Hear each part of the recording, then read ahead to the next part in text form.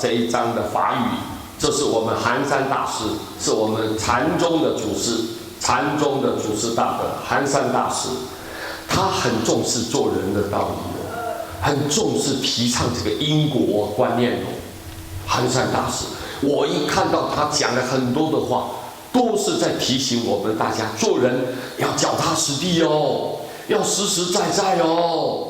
很多人啊，哎呀，我要修行，我要修行，我一定要怎么样？哦，好像这个计划很高，各位，他的目标很远，看起来好像了不起哦，他有这个愿力，但是做人，我们最根本的做人，他没有实实在在的，没有真的脚踏实地这样去行为，各位，所以你为什么变成很虚啊？很虚。你不是很实在，你既然这很虚的，那你走起来就会摇摇摆摆的，所以要注意。你看寒山大师对做人方面一再的提醒我们，他说：“人从巧计夸伶俐。”很多人呐、就是你从这个地方啊，有这个地方入手什么巧计，好会很会设计哦。很会这种用智慧来设计、来安排、来规划，这样好，一直很会弄这个东西。夸伶俐就是自夸自己好像很聪明、很有才华啊，你反应很好，那他是从用这个地方来入手。很多人用这种方法来生活，用这种方法就待人处事。有很多人这样，天自从容定主张，但是上天他自然会有安排的。从容就很镇定的，不受任何影响的。你要做表面的，你要隐藏你自己的这一种这种虚夸不实的这种行为，天你没办法掩盖它，没办法欺骗它，没办法，他很从容的，他坐在那边很镇定的，很清楚的。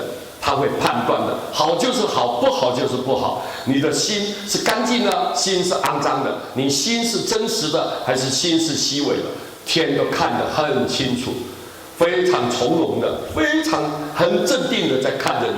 定主张，他非常能够安定的，他自己有他自己的主张，这上天不能违背因果嘛。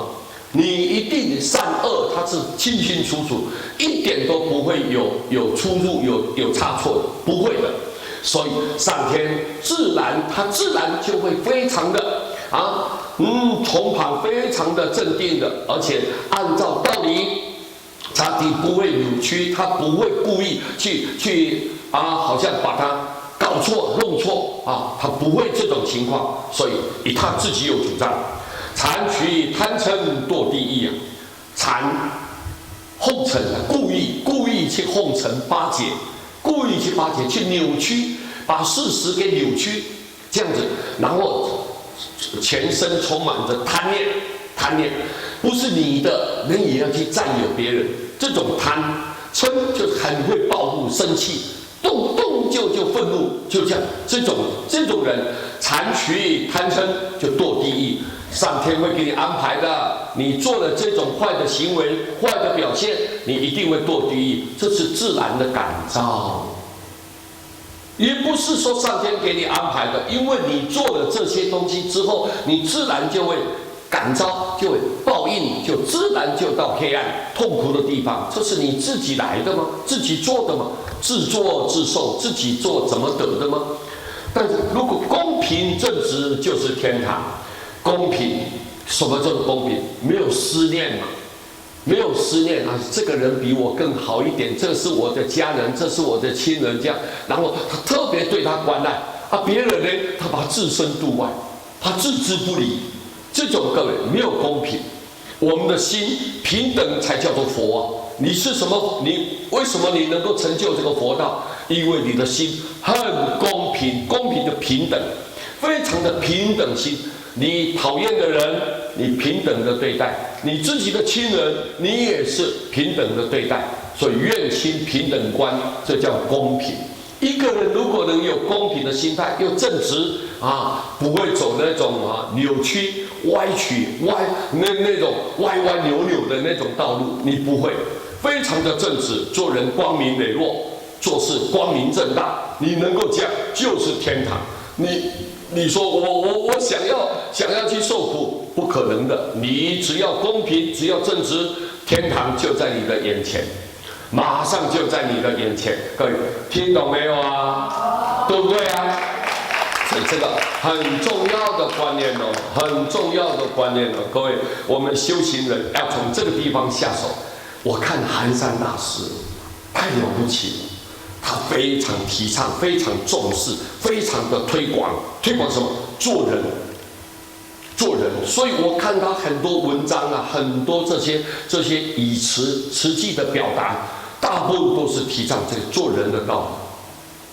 因为你做人成功，成佛才会圆满，所以他很重视这一方面。所以我们觉得太了不起了，太了不起了。他把我们修行的过程里面的那个根本先找着了，先抓住了，把这个人修行的过程里面的最大的核心的价值，他抓住它。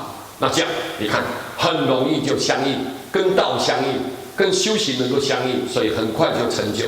所以寒山大师鼓励我们，一定要在做人方面，一定要步步为营啊，小心翼翼啊，千万不要观念偏差、行为错误造下了很多这些罪恶的这个种子在。那么当然以后你想要跳脱、想要离开，就有一点困难了。这一点呢，就是我们大师他的心意，来让我们大家明白，让大家来理解。我们很高兴，也很感谢寒山大师，对不对啊？很感谢他。好，今天我们简单把他的话呢转述给大家听。好，谢谢大家，阿弥陀佛。